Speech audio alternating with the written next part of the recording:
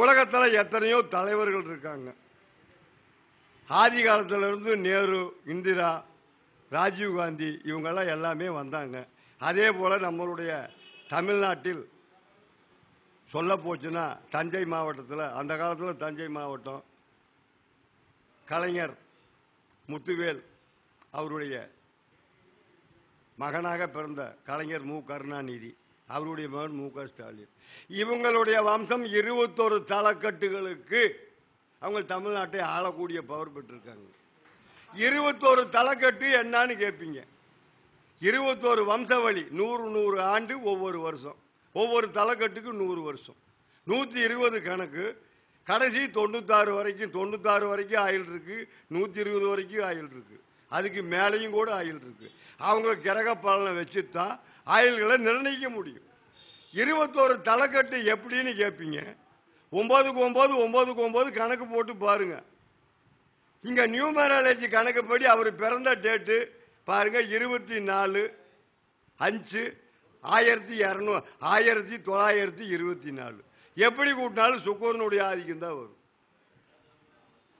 அப்ப அந்த கணக்குப்படி பார்க்கும்போது அவர் வித்தை, கல்வி, படிப்பு கம்மி தான், ஜெனரல் நாலேஜ், வெளி அனுபவம். 4ஆம் இடம் சனி பகவான், 7ல் செவ்வாய். வாழ்க்கைங்கிற ஒரு பட்ட பெயர் மகர ராசியில பாவகரக செவ்வாய்க்கு வலுத்து இருக்கும். யாராச்சும் கண்டுபிடிச்சி இப்படி சொல்ல முடியுமா? செவ்வாய் 7ல் இருந்தா வாழ்க்கையில வந்து வாழ்க்கைங்கிற சவுண்டத்தான் கேட்க முடியும். அது எந்த ஜாதகமா இருந்தாலும் அவன் ஒரு நாளைக்கு வாழ்க்கைங்கிற இடத்துல நிற்பான், 7ல் செவ்வாய் இருந்தா. அதே சூரியன் 3, 5, 7, 9, 11 இருந்தாலே நாட்டில் இருக்கக்கூடிய கஷ்டங்களும் பிரச்சனைகளும் எல்லாத்தையும் சரிபங்காக பிரித்து கொடுக்கக்கூடிய வம்ச வழியில பிறந்தவர் தான் அவர். அப்ப 3க்கு 3 பார்த்தா 21, 3 பிரிச்சு பார்த்தீங்கன்னா அதுதான் கணக்கு வரும். இதுல அவருடைய நாடியாகப்பட்டது, அவர் கடக லக்கணத்துக்கு உண்டான நாடியில பார்க்கும்போது அதுல நாடிகள் 300 நாடியில அந்த 3 செகண்ட்ல அவர் பிறக்கப்பட்டவர். அப்ப அந்த நாடியினுடைய அம்சங்களும் ஒவ்வொரு நாடியினுடைய அம்சங்களையும் கணக்கு போட்டு பார்த்தா தான் 21 தலைக்கட்டுகளுக்கு அவருடைய வம்சங்கள் விருத்தியாகும் அப்படிங்கிறது ஒரு விதிப்பயன். அப்ப கடக லக்கணத்தில் பிறந்தவங்களுக்கு கோர்ட்டு கேஸு வழக்குன்னு எல்லாம் இருக்கும். இருந்துட்டாலும் அந்த கடக லக்கணத்தில் பிறந்தவங்க கோடான கோடியில ஒருத்தருக்கு இந்த மாதிரி ஒரு பாக்கியங்கள் கிடைக்கும். 7 ஜென்மத்துக்களுக்கும் ஒரு அனுபவிக்கக்கூடிய வம்சாவளியை விருத்தி செய்கிறார். இதுதான் உண்மை. 21 தலைக்கட்டுக்கு இப்படி ஒரு அமைப்பை கொடுத்துருக்கு. உலகமே நாடு போற்றும் அளவுக்கு, அந்த அளவுக்கு பவர்களை அவங்களுடைய வம்சத்துக்கே கொடுத்திருக்கார். இது யாரு கொடுத்தா? எல்லாம் சிவனுடைய அருள். காரணம் ஏன்னா முருகப்பெருமானுடைய அருளால். கலைஞருடைய அவருடைய வீட்டை பார்த்தீங்கன்னா தெற்கரையில், தெற்கு பக்கம் பார்த்தீங்கன்னா 8 குடி, வடக்கு பக்கம் பார்த்தா சிக்கல் சிங்கார தம்பி வேலை. 2 முருகனுக்கு நடுவில் பிறந்திருக்காரு. திருக்கோவலை, வாஸ்தவமான வார்த்தை, திருக்கோவலை. கோவலைக்கு கும்பம், கும்பத்துக்கு அதிபதி சனி. 4ல் உட்கார்ந்துக்கிட்டாரு. பொது இடம், பொது கருத்து, பொது இது, நடனம், நாட்டியம், கலை, காவியத்திலிருந்து அவங்க வம்சம் 7 ஜென்மங்கள் 3/21 அவங்க வம்சம்தான் வரும். ஆட்சி போகுது கிடைக்குது, இதெல்லாம் சகஜங்கள். இருந்துட்டாலும் அவங்க 21 தலைக்கட்டுக்கு அவங்களுடைய வம்சாவளி என்னைக்குமே வம்சங்கள் வளர்த்து நாடு மக்களுக்கு நல்லதை செய்யுங்கிறது என்னுடைய ஜோதிட சுக பிரம்ம ரிஷியினுடைய வாக்கு தவறவே தவறாது. பல ஜோசியர்கள் பல கருத்துக்கள் சொல்லுவார்கள். இருந்தாலும் நான் நிறையா எனக்கு தெரிந்த விஷயங்களை படித்திருக்கிறேன். ஜோதிடத்தில் நிறையா ஜி ராஜன் எழுதப்பட்டதை படிச்சிருக்கிறேன், வராக ஓரையை படிச்சிருக்கிறேன், சுகபிரமத்தை படிச்சிருக்கிறேன், புலிப்பாணியை படித்திருக்கிறேன். பல சாஸ்திரங்களை படித்து தான் இந்த மேடையில் எனக்கு படிப்பதற்கும் சொல்லுவதற்கும் அரங்கேற்றுவதற்கும் எனக்கு அனுமதி அளித்திருக்கிறார்கள். இருந்தாலும் ஜோதிடத்தில் பல ரகசியங்கள் இருக்கின்றன. இதில் நாடி பொருத்தங்கள் இருக்கின்றன. நாடியை பொறுத்து தான் சகலமும் நடக்கும். ஜோதிடத்தில் இன்னும் செவ்வாய் தோஷத்துக்கு பரிகாரமே கிடையாது. சில பேர் பரிகாரம் சகோதர பாவனாஸ்தி, பூமி பாவனாஸ்தி, இந்த ரெண்டையும் காப்பாற்ற முடியுமா? எந்த ஜோசியராஜு சொல்ல சொல்லு. பரிகாரம் இருக்குதுன்னு எந்த சாஸ்திரத்தில் இருக்குது சொல்லுங்க. நான் நிவர்த்தனை பண்ணிக்கிறேன். செவ்வாய் தோஷத்துக்கு பரிகாரம் கிடையாது. சம்பாதிக்கிறதுக்கு வழியை போட்டுக்கிட்டு சில பேர் சொல்றாங்க. பரிகாரம் என்பது உண்மை. 9 கிரகமும் ஒரு ஜோதிடருக்கு கட்டுப்பட வேண்டும். கட்டுப்பட்டு விட்டால் அந்த பரிகாரம் பலிக்கும், இல்லை என்றால் பலிக்காது.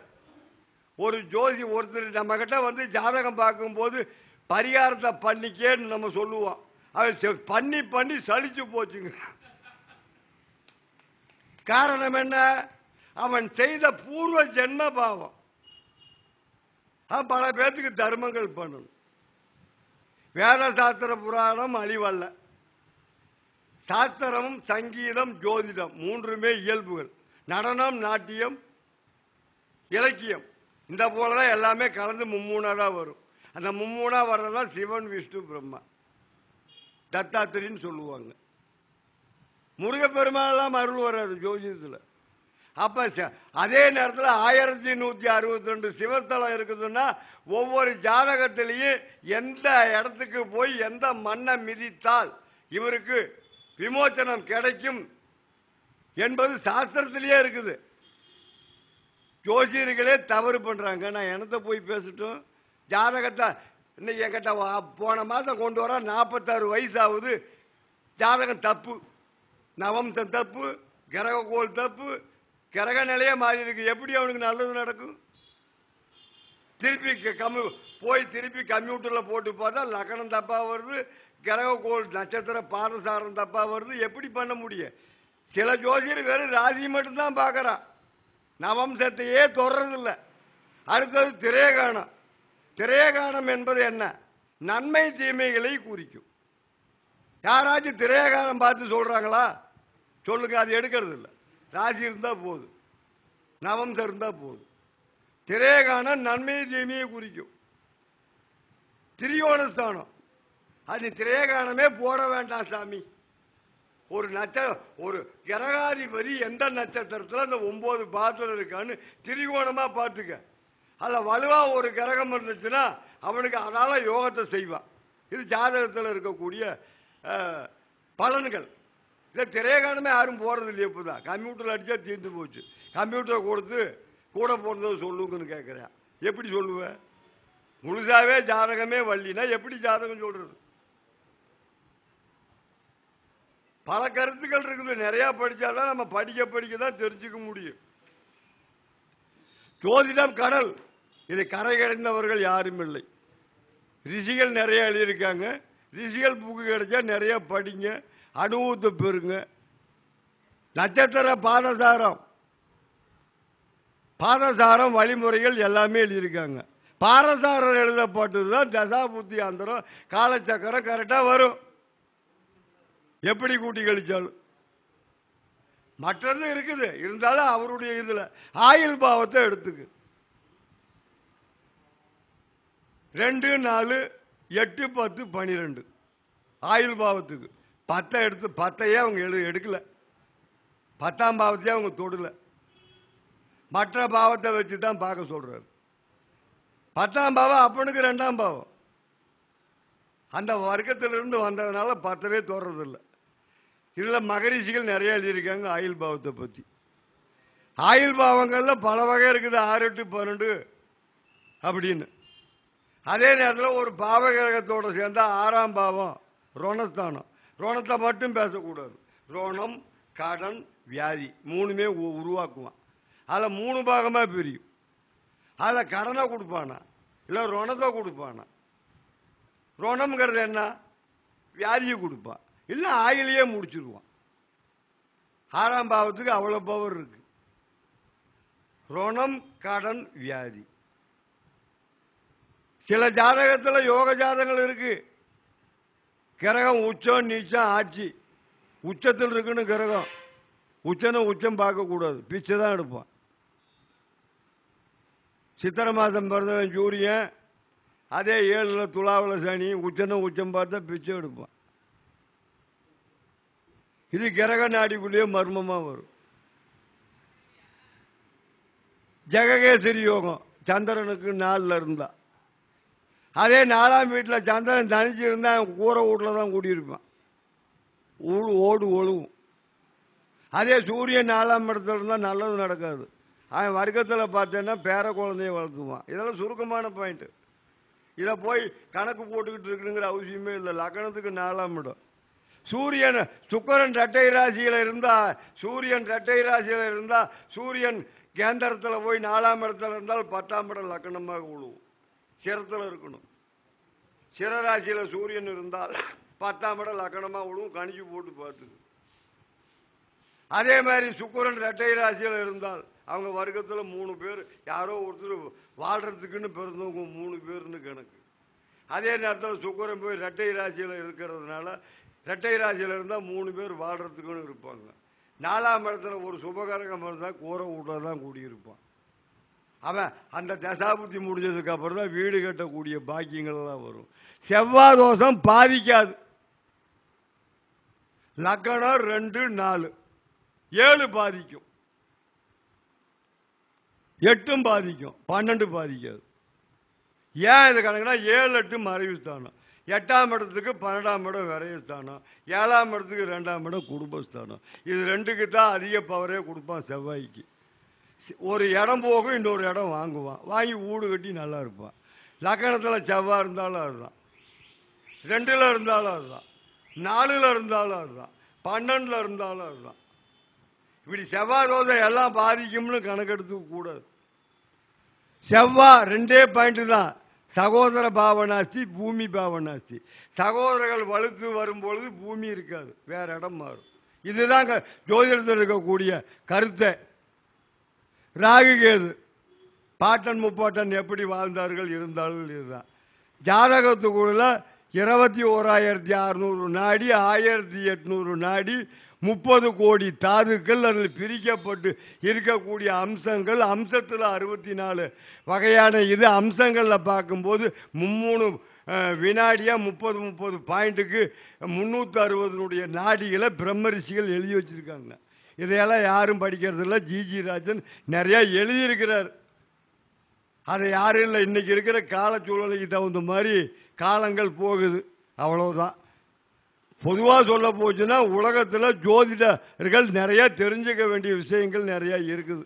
பல புக்கை படித்தாலும் முன்னோர்கள் எழுதி வச்சது அதில் நிறையா இருக்குது. ஜிஜி ராஜன் புக்கை படிங்க, புலிப்பாணி புக்கை பாருங்க, வராகர் ஓர மித்திரத்தை வாங்குங்க, கடலங்குடி சாஸ்திரி ஐயர் வாங்குங்க. முக்கியமான புக்கெல்லாம் நிறையா இருக்குது. பரங்கிப்பேட்டை குமாரசாமியா புக்கே கிடைக்காது. அவர் புள்ளி வச்சது தான். இந்த டைமில் இந்த நாள் இந்த நட்சத்திரத்தில் மரணம் மாவானம் ஆயே தீருவான். அப்படியெல்லாம் அவர் எழுதியிருக்கிறார். பரங்கிப்பேட்டை குமாரசாமியம். இப்படி பல புக்கு இருக்குது.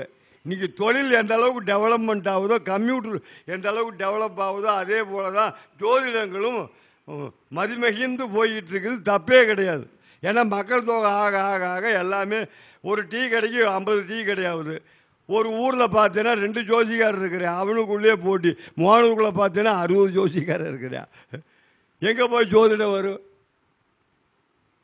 ஜோதிட கருத்தரங்கம் வச்சுருக்காங்க, தப்புள்ள நல்லதா. மக்கள்கள் வாழ்க வளமுடனுங்கிற ஒரு ஜோதிடத்துலேயும் பேசினேன். எல்லா வகையிலையும் எல்லா ஜோசியர்கள் அதே மாதிரி ஒரு ஜாதகத்தை கொண்டு வந்து கொடுத்து விட்டு, இவனுக்கு கல்யாணம் ஆகல, கிரகத்தை மாற்றி போட்டு கொடுக்குறியான்னு எங்கிட்டே வந்து கேட்குறான். அது என்ன ஆகும்? அவன் குடும்பத்தில் பைத்தியம் பிடிச்சி செத்தே போயிடுவான். அவன் வம்சம் நாசமாக தான் போகும். யாருக்காச்சும் தெரியுமா? கிரக கோளை மாற்றி கொடுத்த ஜோசியருக்கு குற்றமாகும். அதை வாங்கிட்டு போனவனுக்கு அதை விட குற்றம். ஒரு 9 கிரக கோளை எவன் மாற்றி போறானா அவன் வாழ்க்கையே 7 ஜென்மத்துக்கு நரகாகதி ஆவான்னு பார்கவ முனிவர் தவக்கணத்தில் இருந்து இந்த ரகசியத்தை எழுதியிருக்கிறார். ஜோதிடர்கள் ஒரு தவறு பண்ணக்கூடாது. தவறு பண்றாங்க, பண்ணக்கூடிய பாவத்தை அவங்கவுங்க தான் அணிவிப்பாங்க. அது பூர்வ புண்ணியம் கெட்டு போயிடும். 3, 5, 7 பாவகரகரண்டா ஒருத்தனுக்கு 3 பொண்டாட்டி. யாராச்சும் சொல்ல முடியுமா? அதில் தவறையும் போகும், இல்லை பிசுக்கிட்டு ஓடி போயிடுவான். 3வது பொண்டாட்டி வந்ததுக்கு அப்புறம் அவருக்கு யோகமே வரும். இப்படி ஜோதிடத்திலே நிறைய ரகசியங்கள் இருக்கு. 3, 5, 7. ஏன்னா வீரம், பூர்வ புண்ணியம், மனைவி இப்படி கணக்கு வரும். பாவகரகங்கள் 3லயுமே அதே மாதிரி 1, 4, 7, 10 சுபகரகம் இருக்கும். 1, 4, 7, 10 பாவகரகம் இருக்கிறது நல்லதை செய்யும். திரியோண ஸ்தானத்தில் சுபகரகம் இருக்கணும். இருந்தால் அந்த ஜாதகருக்கு யோகத்தை செய்யும். சுபர் பாவருடைய கணக்கிலேயே இவ்வளவு மர்மங்கள் இருக்கு.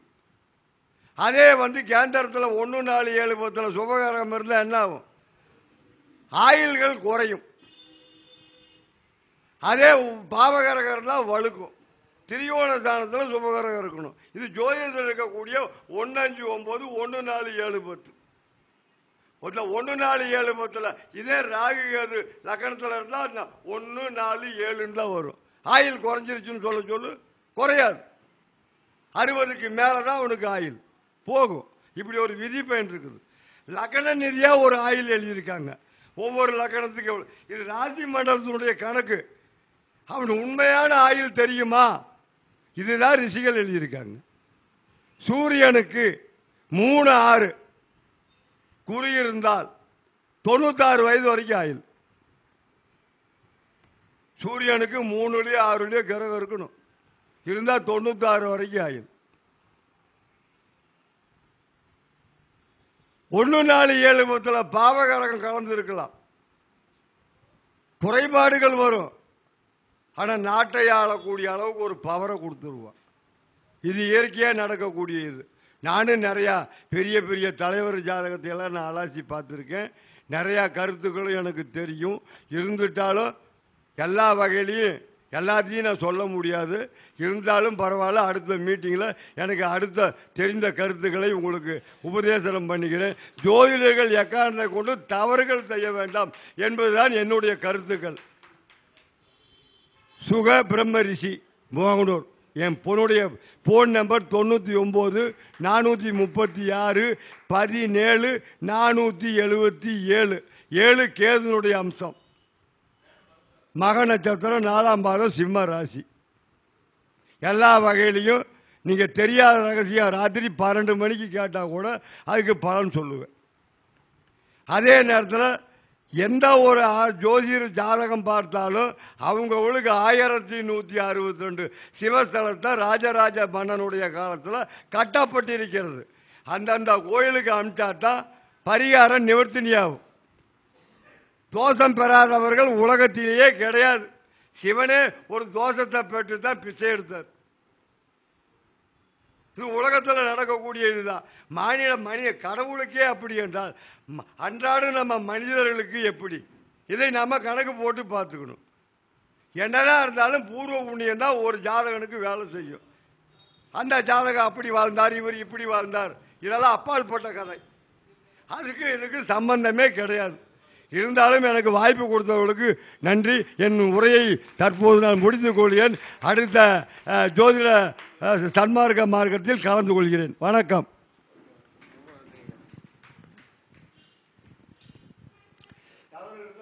சிவபெரும முருகேஷ் ஐயா மோகனூரை சேர்ந்தவர். அவர் இதுவரைக்கும் எனக்கு பிரபஞ்சம் எனக்கிட்ட சந்திக்கிற வாய்ப்பு கொடுக்கல. இப்போ தான் கொடுத்துருச்சு.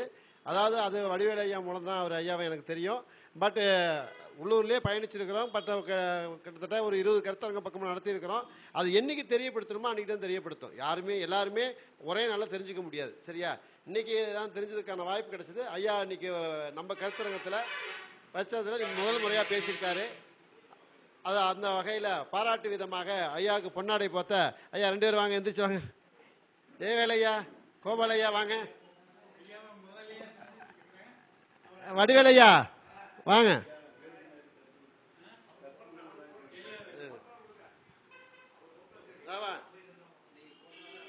வடிவேலுடன் தான் வரணும்.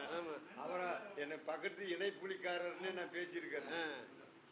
இணைப்புலிக்காரர் பக்கத்து விடுங்க சார். வாங்க வாங்க முடியும்.